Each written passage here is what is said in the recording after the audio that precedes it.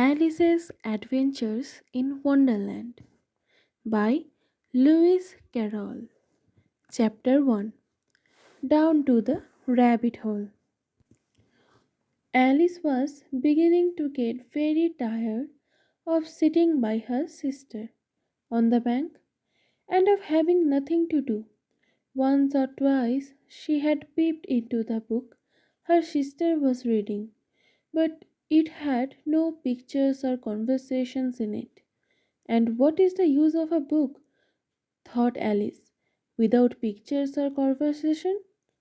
So she was considering in her own mind as well as she could, for the hot day made her feel very sleepy and stupid, whether the pleasure of making a daisy chain would be worth the trouble of getting up and picking the daisies, when suddenly a white rabbit with pink eyes ran close by her. There was nothing so very remarkable in that, nor did Alice think it so very much out of the way to hear the rabbit to say to itself, oh dear, I shall be late." When she thought it over afterwards, it occurred to her that she ought to have wondered at this, but at the time it all seemed quite natural. But when the rabbit actually took a watch out of his waistcoat pocket and looked at it and then hurried on, Alice started to her feet. For it flashed across her mind that she had never before seen a rabbit with either a waistcoat pocket or a watch to take out of it. And burning with curiosity, she ran across the field after it, and fortunately was just in time to see it pop down a large rabbit hole under the hedge. In another moment down went Alice after it, never once considering how in the world she was to get out again. The rabbit hole went straight on like a tunnel for some way, and then dipped suddenly down, so suddenly that Alice had not a moment to think about stopping herself before she found herself falling down a very deep well. Either the well was very deep, or she fell very slowly, for she had plenty of time as she went down to look about her and to wonder what was going to happen next. First, she tried to look down and make out what she was coming to, but it was too dark to see anything. Then she looked at the sides of the well and noticed that they were filled with cupboards and bookshelves. Here and there she saw maps and pictures hung upon pages. She took down a jar from one on the sleeves and she passed. It was labeled orange marmalade, but to her great disappointment it was empty.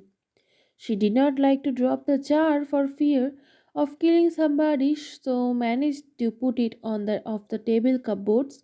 She fell past it. Well, threw Alice to herself. After such a fall as this, I shall think nothing of tumbling downstairs. How brave they will all think me at home. Why I would not say anything about it. Even I fell off the top of the house, which was very likely true. Down, down, down. Would the fall never come to an end? I wonder how many miles I have fallen by this time, she said aloud. I must be getting somewhere near the center of the earth. Let me see.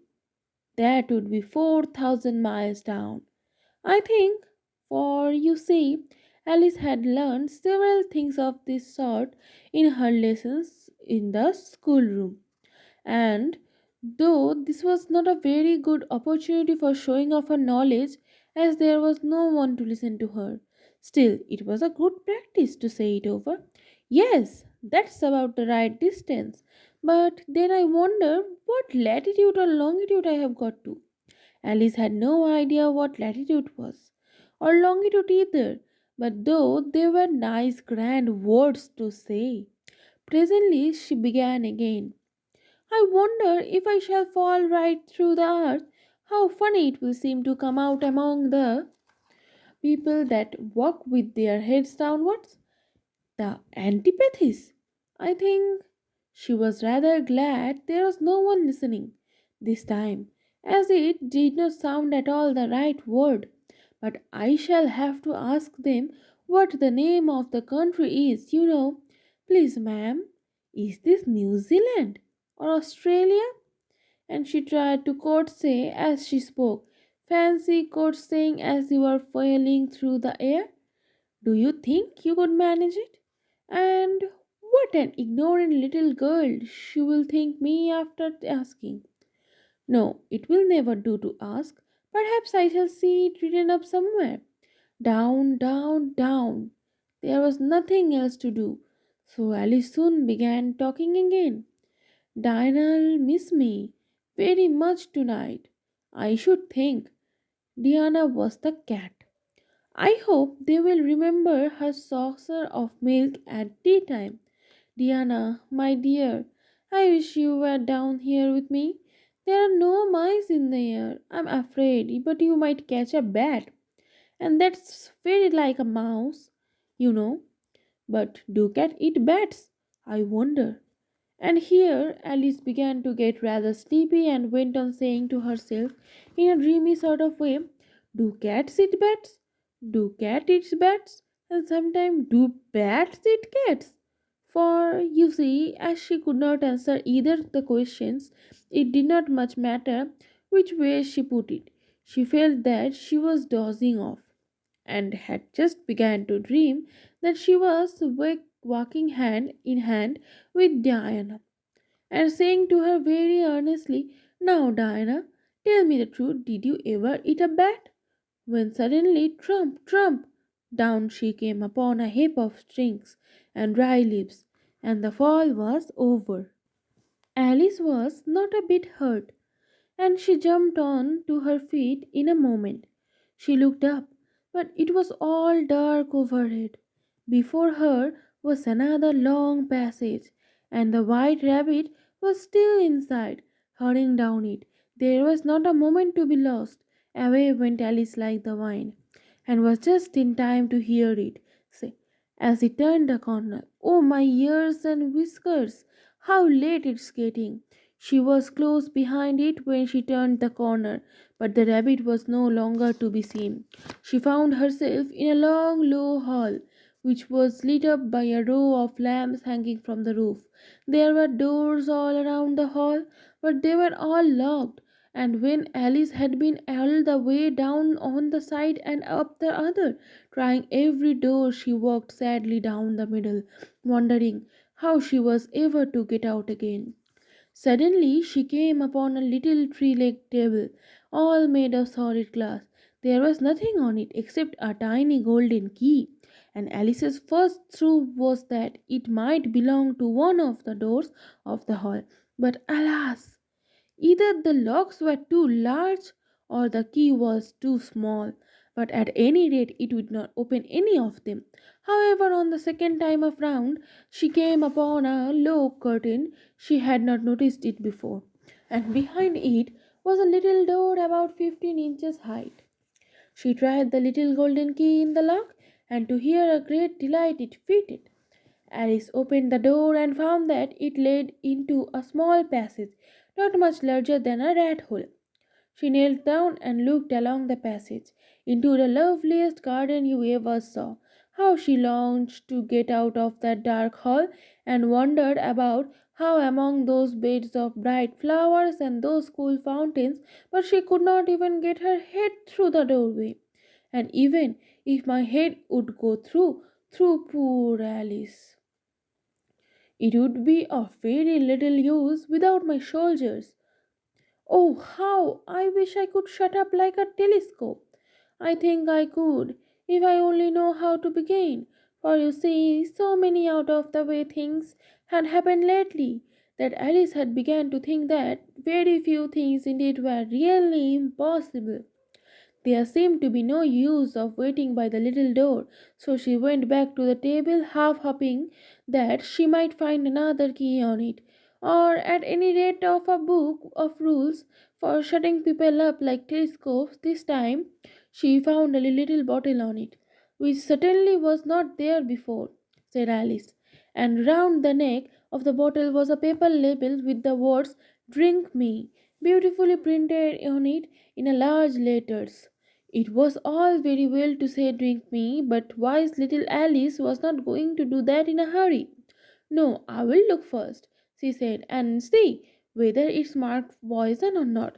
For she had read several nice little histories about children who had got burnt and eaten up by wild beasts and another unpleasant things, all because they would not remember the simple rules their friends had taught them, such as that a red hot poker will burn you if you hold it too long, and that if you cut your finger very deeply with a knife, it usually bleeds. And she had never forgotten that if you drink much from a bottle marked poison, it almost certain to disagree with you sooner or later. However, the bottle was not marked as poison, so Alice ventured to taste it, and finding it very nice, it had, in fact, a sort of mixed flavor in cherry tart, custard pineapple, roast of turkey, toffee, and hot buttered toast. She very soon finished it off. What a curious feelings, said Alice. I must be shutting up like a telescope. And so it was indeed. She was now only 10 inches high, and her face brightened up at the thought that she was now the right size of the going through the little door into that lovely garden. First, however, she waited for a minute to see if she was going to shrink any further. She felt a little nervous about this, for it might end, you know said Alice to herself. In my going out altogether like a candle. I wonder what I should be like then. And she tried to fancy what the flame of a candle is like after the candle is blown out, for she could not remember ever having seen such a thing. After a while, finding that nothing more happened, she decided on going into the garden at once. But alas for poor Alice! When she got to the door, she found she had forgotten the little golden key, and when she went back to the table for it, she found she could not possibly reach it. She could see it quite plainly through the glass, and she tried her best to climb up one of her legs on the table. But it was so too slippery, and when she had tired herself out with trying, the poor little thing sat down and cried. Come, there is no use in crying like that, said Alice to herself, rather sharply. I advise you to leave off this minute. She generally gave herself a very good advice, though she very seldom followed it, and sometimes she scolded herself so severely as to bring tears into her eyes, and once she remembered trying to box her own ears for having cheated herself in a game of cockroach she was playing against herself. For this curious child was very fond of pretending to be two people, but it's no use now. Though poor Alice to pretend to be two people, why there is hardly enough of me left to make one respectable person. Soon her eye fell on a little glass box that was lying under the table.